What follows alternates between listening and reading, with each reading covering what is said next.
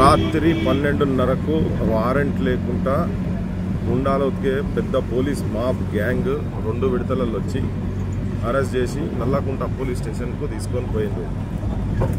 మార్వాడి ఏదైతే పెట్టుబడిదారు వర్గాలు, గుజరాతీ పెట్టుబడిదారు వర్గాలు అందరూ కలిసి నిన్న డీజీపీ దగ్గర పోయిన తర్వాత ఈ పరిణామాలు దారి తీసినాయి. అక్కడ ఏదైతే మోండా మార్కెట్లో ఇన్సిడెంట్ జరిగిన కాడ కొట్టినోళ్లను మాత్రం అరెస్ట్ చేయలే ఇప్పటిదాకా.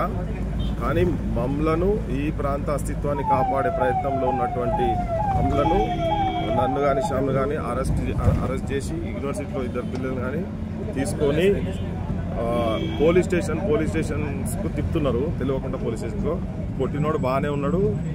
తెలంగాణలో 1000 రూపాయలు 2 రూపాయలకు తాగి పంటరు అన్నోళ్ళు బాగానే ఉన్నారు. తెలంగాణ ప్రజలను రజాకారులు అన్నోడు బాగానే ఉన్నాడు.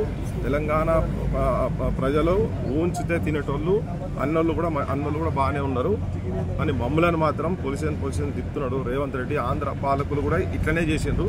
కానీ ఆంధ్ర పాలకుల కన్నా నువ్వు కొద్దిగా షేర్ అంటే నువ్వు ఇంకా సవాసేరు చేసే కాడుకున్నావు, నువ్వు ఎక్కువ చేస్తున్నావు. నువ్వు ఇవి తెలంగాణ ప్రజలంతా గమనించాలి.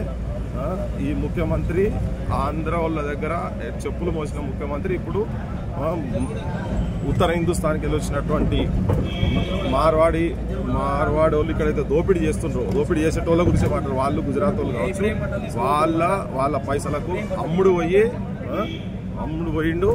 పోయి మమ్మల్ని ఇట్లా తెలంగాణ ప్రజలు ఇట్లా రోడ్ల మీద తెలంగాణ ఆకాంక్షలు తిరిగేటోళ్ళు రోడ్ల మీద తిప్పుతున్నాడు.